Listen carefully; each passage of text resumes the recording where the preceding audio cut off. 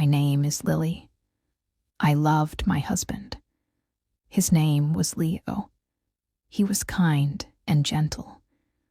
He was my whole world. We had a beautiful life together. It was simple, but it was perfect for us. But after the accident, everything changed. My husband, the man I loved, woke up, and he did not know my name. He looked at me with empty eyes and asked, "Who are you?" In that moment, my heart broke into a million pieces. I had to make him love me again. This is my story. This is the story of the stranger I married. Our story began 10 years ago. I met Leo in a small coffee shop. I was reading a book. He was sitting at the table next to me. He spilled his coffee. It went all over my shoes. He was so sorry. He kept saying, "I am so sorry. I am so clumsy." I just laughed. It was just coffee. He bought me a new coffee. We started talking. We talked for hours. It felt like I knew him my whole life. He had the kindest eyes I had ever seen. He made me laugh. I felt comfortable with him. After that day, we saw each other again. And again. Soon, we were always together. He was a graphic designer. He worked from home. I was a teacher at a primary school. Our lives were simple. We loved walking in the park on Sundays. We loved cooking dinner together. He was a terrible cook, but he always tried to help. He would burn the toast, and we would laugh. Our house was small, but it was filled with love and laughter. I remember the day he proposed.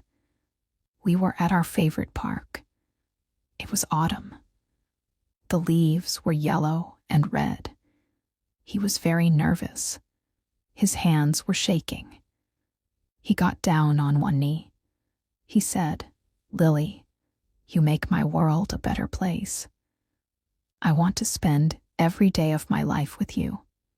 Will you marry me?" I cried. I said yes, of course. Our wedding was small. Only our family and close friends were there. It was the happiest day of my life. I looked at Leo, my husband, and I thought, I am the luckiest woman in the world. For 5 years, we were married. Every morning, he made me coffee. He always put a little heart in the foam. It was his small way of saying, "I love you." Every night, we talked about our day. We shared our dreams and our fears. He supported me. I supported him. We were a team. We were best friends. I thought our love was so strong. I thought nothing could ever break us. But I was wrong. It was a Tuesday. It was a normal day. I went to school. Leo was working at home. He had a big project. He was a little stressed, but he was excited. He kissed me goodbye in the morning. He said, "I love you, Lily. Have a good day." I said, "I love you too. See you tonight." I never thought those could be the last words he would remember. In the afternoon, my phone rang. It was an unknown number. I answered it. A serious voice said, "Are you Lily, the wife of Leo?" My heart started to beat very fast. I said, "Yes, I am." "Is everything okay?" The voice said, "Your husband was in an accident. He is at the city hospital. You need to come right away." The world stopped. I could not breathe. An accident. Leo. It was not possible. He was at home. He was safe at home. I dropped the phone. My colleague saw my face. She asked, "Lily, what is wrong?" I could not speak. I just pointed at the phone. She picked it up. She talked to the person. Then she looked at me with sad eyes. She said, "I will drive you to the hospital." The car ride was a blur. My mind was full of terrible thoughts. "Please be okay, Leo. Please be okay." I repeated these words again and again in my head. When we arrived at the hospital, I ran inside. I asked for my husband, Leo. A nurse took me to a small waiting room. She said a doctor would come and talk to me soon. Waiting was the hardest part. Every minute felt like an hour. My hands were cold. I was shaking. I thought about our life. I thought about his smile, his laugh, his warm hands. I could not lose him. I just could not. Finally, a doctor came in. He looked tired. He had a kind face. He sat down next to me. He said, "Lily, your husband was hit by a car. He was crossing the street." I started to cry. The doctor continued, "He has a serious head injury. We did a surgery. The surgery was successful. He is stable now. He is alive." Alive. That word was like a lifeline. He was alive. I felt a wave of relief. "Can I see him?" I asked. The doctor nodded. "Yes, but I need to tell you something first. Because of the head injury, we don't know what will happen when he wakes up. He might have memory loss. We have to wait and see." Memory loss. I did not understand what that really meant. I just wanted to see him. The nurse took me to his room. He was lying in a big hospital bed. There were many machines around him. His head was wrapped in a bandage. He looked so pale, so fragile. I sat next to his bed. I took his hand. It was cold. I whispered, "Leo, it's me. It's Lily. I am here. Please wake up." I stayed by his side for 3 days. I did not go home. I did not sleep. I just watched him, waiting for him to open his eyes. Our family and friends came. They brought me food. They told me to be strong. But I felt so weak. My world was in that hospital bed, silent and still. On the 3rd day, his fingers moved. My heart jumped. I called the nurse. "He's waking up," I said. The doctor came quickly. We all stood around his bed. His eyes slowly opened. They were a little cloudy. He looked around the room, confused. He looked at the doctor. He looked at the nurse. Then his eyes met mine. I smiled. Tears were running down my face. "Leo," I whispered, "you're awake." He looked at me. There was no recognition in his eyes, just confusion. He frowned a little. He opened his mouth. His voice was weak and rough. He asked the question that shattered my world. Who are you?" My smile disappeared. My heart stopped. "What?" I said. "Leo, it's me. It's Lily, your wife." He just stared at me. He looked at the doctor. "I don't know her," he said. The doctor put a gentle hand on my shoulder. "Lily, can we talk outside for a moment?" I could not move. I just looked at my husband. The man who made me coffee with a heart every morning. The man who promised to love me forever. And he was looking at me like I was a complete stranger. The doctor explained it to me in the hallway. It was called amnesia. The injury had damaged the part of his brain that stored his recent memories, especially his personal memories, his emotional connections. He said, he remembers general things. He knows his name is Leo. He knows what a car is. But he does not remember you, your marriage, your life together. For him, the last 10 years are gone. Gone 10 years of our life. Our meeting, our dates, our wedding, our home. All gone. It was like a book with the best chapters ripped out. The doctor said his memory might come back. It could take weeks, months, or years, or it might never come back. Never was a word I could not accept. I went back into the room. I tried to be strong. I smiled. It's okay, Leo. You had an accident. Your memory is a little confused, but you are safe. I am here to help you. He looked at me with suspicion. He was scared. I could see it in his eyes. I was a stranger to him. A stranger who claimed to be his wife.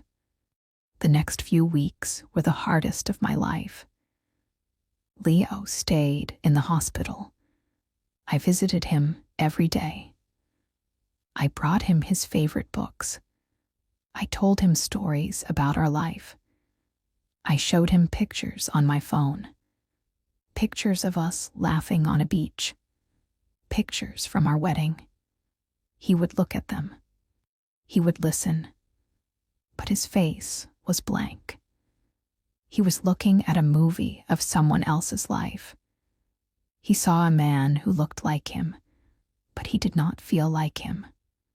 One day, I showed him a video from our first anniversary. We were dancing in our living room. We looked so happy, so in love. He watched the video. Then he looked at me.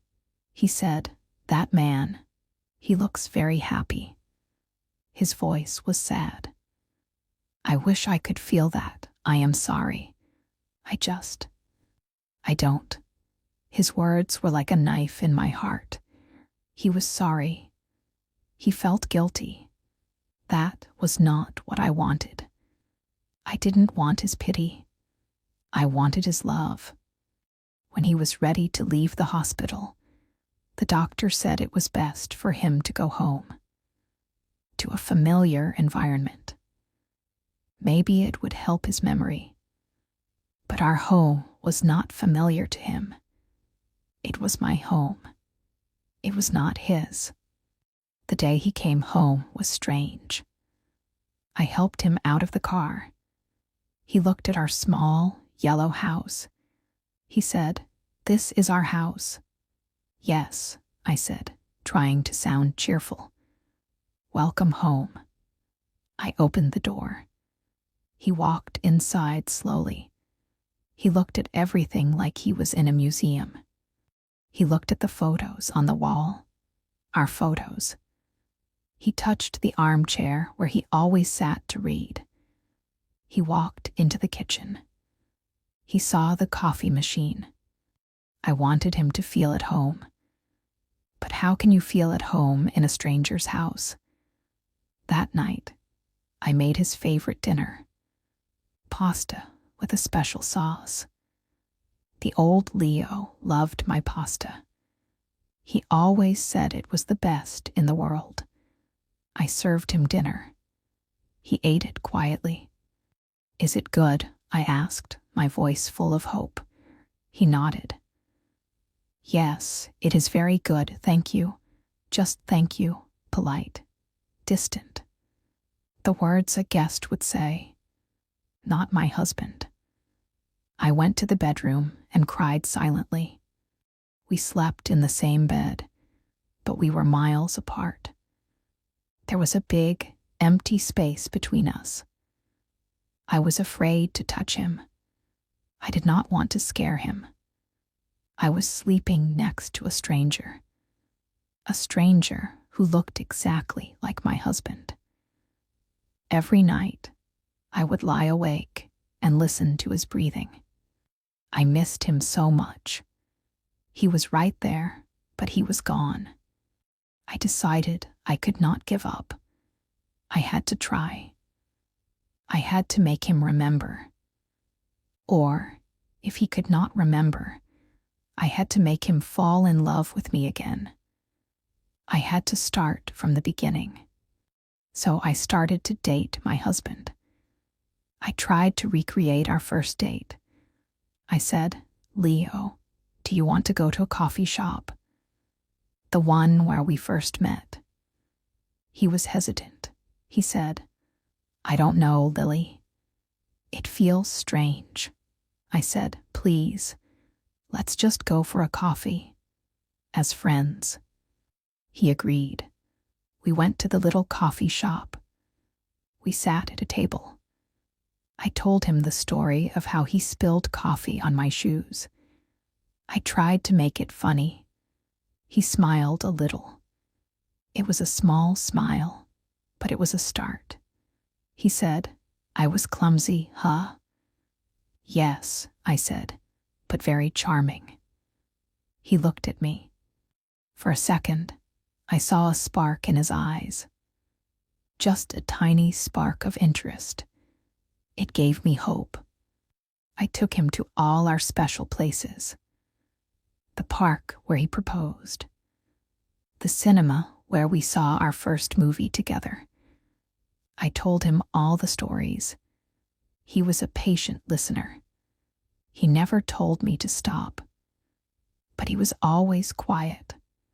I did not know what he was thinking. Was he remembering anything? Was he feeling anything? Our friends and family tried to help. His parents came to visit. His mother hugged him. She cried. "Oh, Leo, my son." He was polite to her, but he did not remember her warmth. Our friends came over for dinner. They told funny stories about him. They tried to make him laugh. He would smile, but he felt like an outsider. He was listening to stories about a man he did not know. One evening, my best friend, Sarah, came to see me. She found me crying in the kitchen. She hugged me. "Lily, this is so hard," she said. "I don't know what to do, Sarah," I sobbed. "I feel like I am losing him every day. He is polite. He is kind. But he is not my Leo. He is a stranger." Sarah held my hand. "Maybe you are trying too hard to bring the old Leo back," she said. "Maybe you need to let him get to know the new you. And you need to get to know the new him."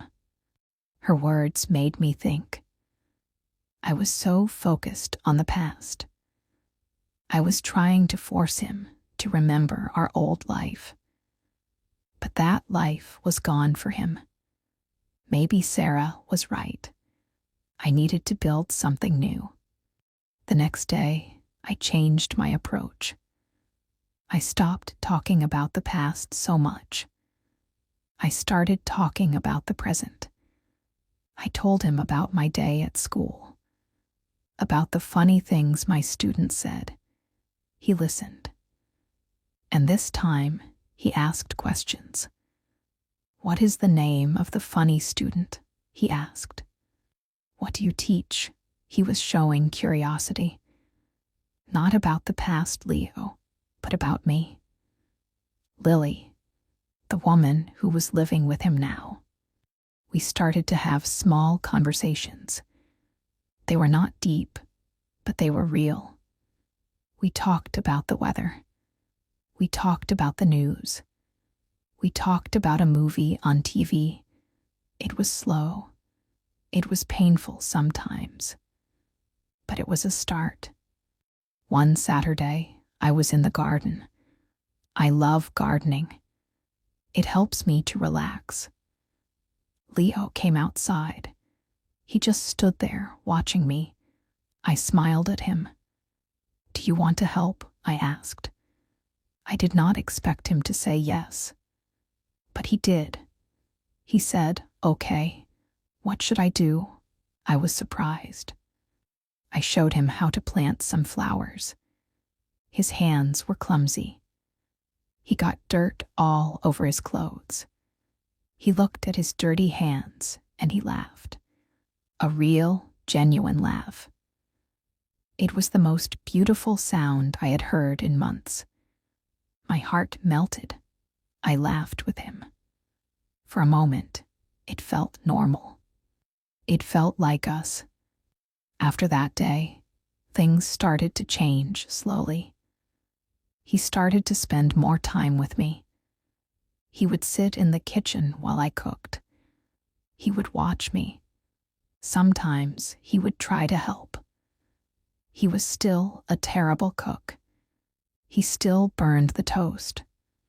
But now, when he did it, we would both laugh. He started to work on his graphic design again. He had lost his clients and his projects. But he started drawing. He was very talented. His style was a little different now, but it was still beautiful. I would watch him work. He was so focused, so passionate. I was seeing a new side of him, a side I also loved. One afternoon, I came home from school. I was very tired.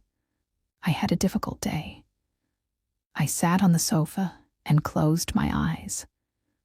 A few minutes later, I felt a cup in my hand. I opened my eyes. Leo was standing there with a cup of coffee. He said, "You looked tired. I made you coffee." I looked at the cup. In the foam, there was a heart. A wobbly, imperfect heart. But it was a heart. Tears filled my eyes. I looked up at him. He looked worried. "Is it bad?" he asked. I tried to make it like the pictures. I shook my head. "No," I said, my voice shaking. "It's perfect. It's the most perfect coffee in the world." He smiled. A warm, beautiful smile. The smile I had missed so much. In that moment, I knew. He was still in there. And maybe, just maybe, he was starting to love me again. Our new life was a dance. 2 steps forward, 1 step back. Some days were good. We would laugh. We would talk. I would feel a glimmer of hope. Other days were hard. He would be quiet and distant. He would get frustrated. He would say, "I am sorry, Lily. I feel so empty. I see how much you love me, but I can't give that back to you." On those days, my heart would break all over again. There was a day I almost gave up. It was our wedding anniversary. The 6th anniversary. I woke up feeling sad. I remembered our last anniversary. We went to a fancy restaurant. We danced. He gave me a beautiful necklace. This year, he did not even know it was our anniversary. I did not say anything to him. I did not want to pressure him. But I was sad all day. That evening, I could not hide it anymore. He found me crying in our bedroom, holding our wedding album. He sat next to me on the bed. He was quiet for a long time. Then he said, "Today is an important day, isn't it?" I nodded, unable to speak. He took the album from my hands. He looked at the pictures. He looked at the happy couple. Then he looked at me. His eyes were full of pain. "I am sorry," he whispered. "I am so sorry I can't remember this. I am sorry I am not him. That man in the pictures." He continued, I am living in his house. I am sleeping in his bed. I am with his wife. But I am not him. Lily, maybe you should be free. Maybe you should find someone who can love you the way you deserve to be loved. I am not that man. I am just a ghost. His words pierced my heart. He was letting me go. I looked at him. At this kind, lost, broken man. And I realized something. I did not just love the memory of the old Leo. I was falling in love with this new Leo, too. The one who was trying so hard. The one who felt so much guilt. The one who was thinking about my happiness, even when he was in so much pain. I took his face in my hands.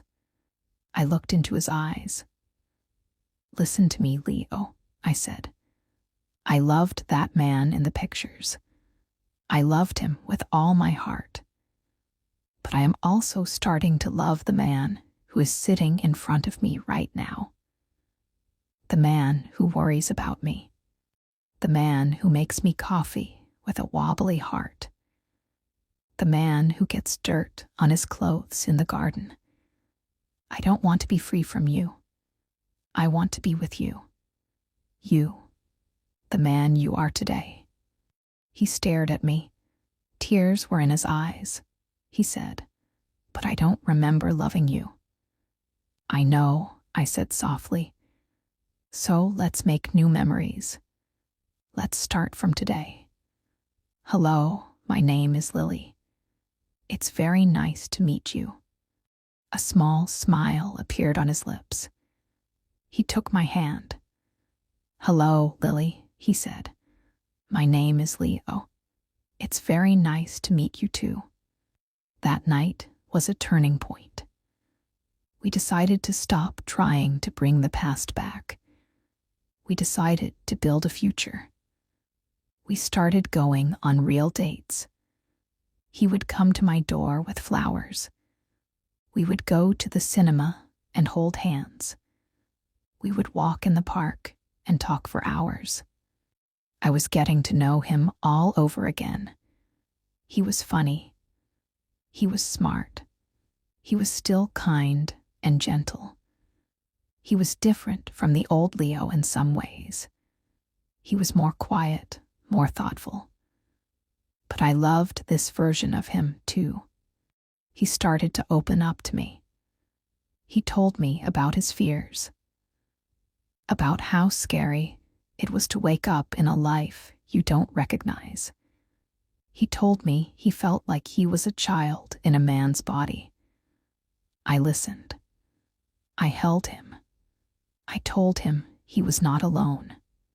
One evening, we were sitting on the sofa, watching a movie.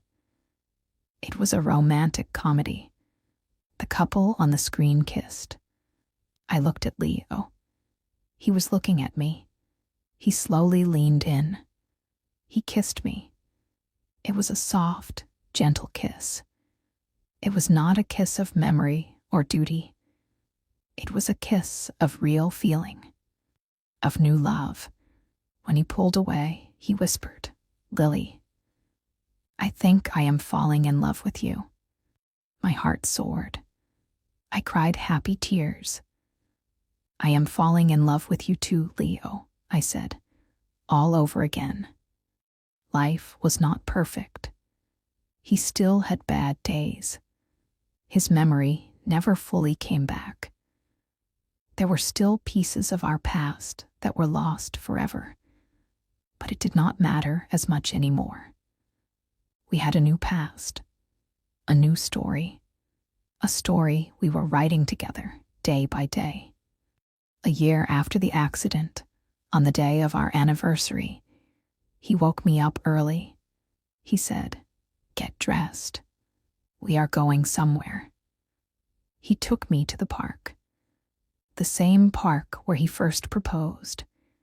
We walked to our special spot under the big oak tree. He took a deep breath.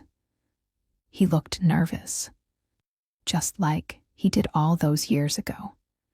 He took my hand. "Lily," he began, "I know I can't remember the first time I did this. I can't remember the promise I made to you. I have seen the pictures, and I know it was a happy day.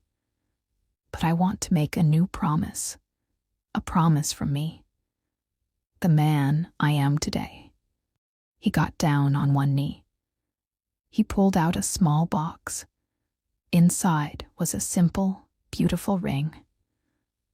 "Lily," he said, his voice full of emotion, "you are the strongest, kindest, most patient person I have ever known. You stayed with me when I was a stranger. You taught me how to live again. You taught me how to love again. My life started the day I truly met you.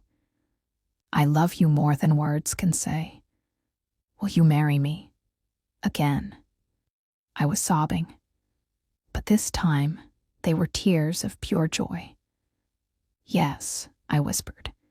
1,000 times yes. He put the ring on my finger, next to my first wedding ring. He stood up and hugged me tightly. We were standing in the same spot, but we were different people. Our love was different. It had been tested. It had been broken. But it had grown back, stronger and more beautiful than before. I married a stranger. I lost the man I knew. But in his place, I found a man who I got to fall in love with twice. Our first love story was beautiful. It was a gift. But our second love story, the one we built from the ashes of the old one, that is our masterpiece. It taught me that love is not just about shared memories. It is a choice you make every day. It is about patience. It is about kindness. It is about seeing the person in front of you and loving them for who they are right now.